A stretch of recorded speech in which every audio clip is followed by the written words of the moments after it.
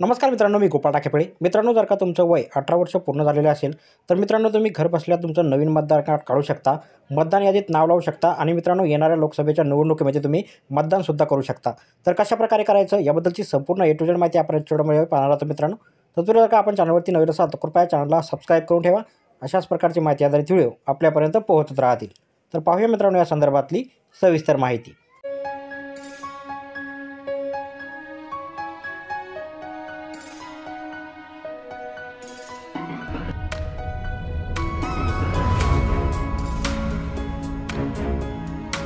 तर मित्रांनो, सर्वात अगोदर तुम्हाला तुमच्या गुगल प्ले स्टोरमध्ये यायचं आहे. इथे आल्याच्यानंतर मित्रांनो वोटर हेल्पलाईन असं सर्च करा. सर्च केल्याच्यानंतर मित्रांनो पहिलंच ॲप येईल वोटर हेल्पलाईन, याला इन्स्टॉल करा. इन्स्टॉल केल्याच्यानंतर मित्रांनो अशा प्रकारे ते ओपन होईल. ओपन करा. ओपन झाल्याच्यानंतर मित्रांनो तुम्ही पाहू शकता त्यामध्ये मित्रांनो तुम्हाला सर्वात अगोदर आता इथं नवीन रजिस्ट्रेशन करून घ्यावं लागणार आहे, कारण की पहिल्याच वेळेस तुम्ही इथं नवीन नोंदणी करत आहात. त्यामुळे न्यू युजरवरती क्लिक करा. नवीन युजरवरती क्लिक केल्याच्यानंतर इथं तुमचा मोबाईल नंबर टाका आणि त्यानंतर सेंड OTP करा. सेंड OTP केल्याच्यानंतर मित्रांनो अशा प्रकारचं नवीन पेज ओपन होईल. तुमची इथं फर्स्ट नेम टाका, त्यानंतर लास्ट नेम, त्यानंतर मित्रांनो एक पासवर्ड तुम्हाला इथं क्रिएट करायचा आहे आणि तो OTP आलेला आहे मित्रांनो मोबाईलवरती. तो OTP इंटर OTP या टाकून सबमिट बटनावरती क्लिक करायचं. सबमिट केल्याच्यानंतर पाहू शकता युजर क्रिएट सक्सेसफुली झालेला आहे. ओकेवरती क्लिक करा. यानंतर मित्रांनो आता लॉग इन करून घ्या. लॉग इन करण्यासाठी तुमचा मोबाईल नंबर देतात तो टाका आणि जो पासवर्ड देतात तो टाकून लॉग इन करा. लॉग इन झाल्याच्यानंतर मित्रांनो एक OTP येईल. आलेला OTP इंटर OTP या बटनावरती क्लिक करून OTP टाका. त्यानंतर मित्रांनो अशा प्रकारचं पेज ओपन होईल. यामध्ये तुम्ही न्यू वोटर रजिस्ट्रेशन हा पर्याय आहे, याच्यावरती क्लिक करायचं. यानंतर मित्रांनो तुम्ही इथे पाहू शकता न्यू वोटर रजिस्ट्रेशन फॉर्म 6 याच्यावरती तुम्हाला क्लिक करायचं. यानंतर मित्रांनो तुम्ही खाली पाहू शकता आय एम पर्सनल असिस्टंट अशा प्रकारचे मेसेज येईल.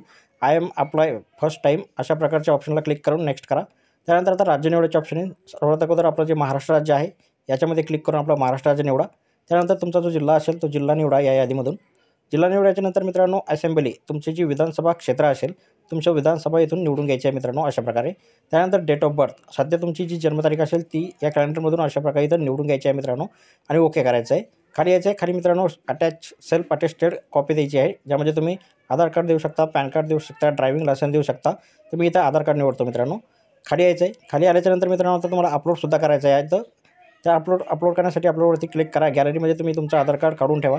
अलाव करा. अलाव करून मित्रांनो अशा प्रकारे मित्रांनो तुमच्या गॅलरीत तुमचं आधार कार्ड असेल तर तिथून अशा प्रकारे अपलोड करा. त्याच्यानंतर मित्रांनो तुम्हाला तुमचा फोटोसुद्धा इथं अपलोड करावा लागणार आहे. अपलोड करण्यासाठी अपलोड पिक्चरवरती क्लिक करा. तुमच्या गॅलरीमध्ये जिथे तुमचा फोटो तुम्ही ठेवलेला असेल तिथून अशा प्रकारे मित्रांनो चूज गॅलरी करून तुमचा फोटो अशा प्रकारे मित्रांनो अपलोड करून घ्या.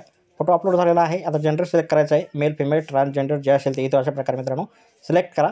त्यानंतर मित्रांनो खाली तुमचं नेम, तुमचं संपूर्ण नेम टाकून घ्यायचं आहे आणि तेच नेम मित्रांनो खाली मराठी किंवा हिंदी भाषेमध्ये ते ऑटोमॅटिकली येणार आहे. त्यानंतर सरनेम टाकून घ्यायचं आहे. सरनेमसुद्धा मराठी भाषेत ऑटोमॅटिकली येईल. त्यानंतर आधार नंबर टाका. आधार नंबर टाकल्याच्यानंतर खाली एक बॉक्स आहे, त्या बॉक्समध्ये तुम्हाला क्लिक करायचं आहे. बॉक्समध्ये क्लिक करायच्यानंतर मित्रांनो खाली स्क्रोल करा. यामध्ये तुम्हाला मोबाईल नंबर विचारला जाईल तुमचा किंवा रिलेटिव्हचा. त्यानंतर ईमेल ID टाकू शकता, कंपल्सरी नाही आहे. त्यानंतर खाली यायचं आहे. खाली आल्याच्यानंतर मित्रांनो डिजेबिलिटी तुम्हाला जर काही असेल, काही अपंगत्व असेल तर ते सुद्धा तुम्ही इथं निवडू शकता. नसेल तर मित्रांनो सोडून द्या.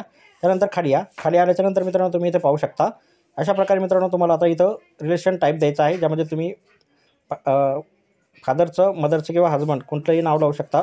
त्यानंतर नेम ऑफ रिलेटिव्ह मागे कुणाचं नाव लावलं आहे तर इथं त्यांचं नाव इथं टाकून घ्यायचं आहे मित्रांनो.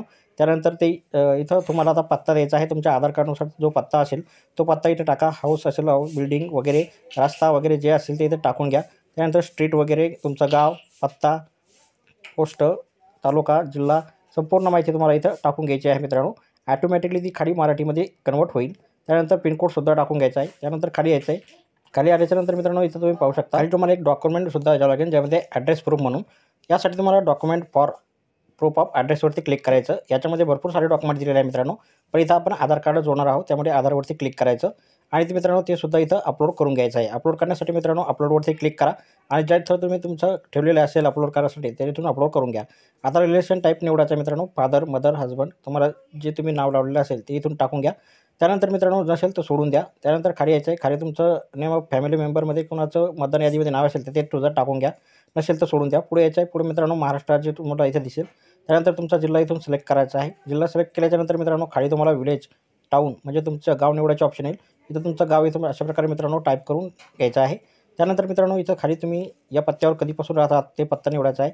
खाली मित्रांनो तुमचं नाव टाका. नाव टाकल्यानंतर प्लेस जिथून तुम्ही सध्या काढत आहात ते तुमचं गावाचं नाव टाका. त्यानंतर मित्रांनो अशा प्रकारे तुम्हाला प्रिव्ह्यू दाखवेल. तुम्ही भरलेला संपूर्ण फॉर्म तुम्हाला इथे प्रिव्ह्यू म्हणून दाखवेल. कुठे जर का मित्रांनो चेंजेस करायचं असेल तर आताच करू शकता.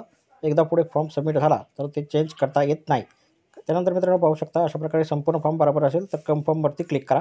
कन्फर्म केल्याच्यानंतर मित्रांनो तुम्ही इथे पाहू शकता तुमच्यासमोर अशा प्रकारे एक रेफरन्स नंबर येईल. इथे युअर रेफरन्स ID हा तुम्हाला दिसेल. याला स्क्रीनशॉट मारून ठेवा मित्रांनो, कुठं लिहून ठेवा. पुढे स्टेटस पाहण्यासाठी तुम्हाला तो उपयोगी पडेल. मित्रांनो भेटूया पुढच्या व्हिडिओमध्ये अशाच एका नवीन माहितीसह. तोपर्यंत व्हिडिओ आवडल्यास व्हिडिओला लाईक आणि शेअर करा. धन्यवाद.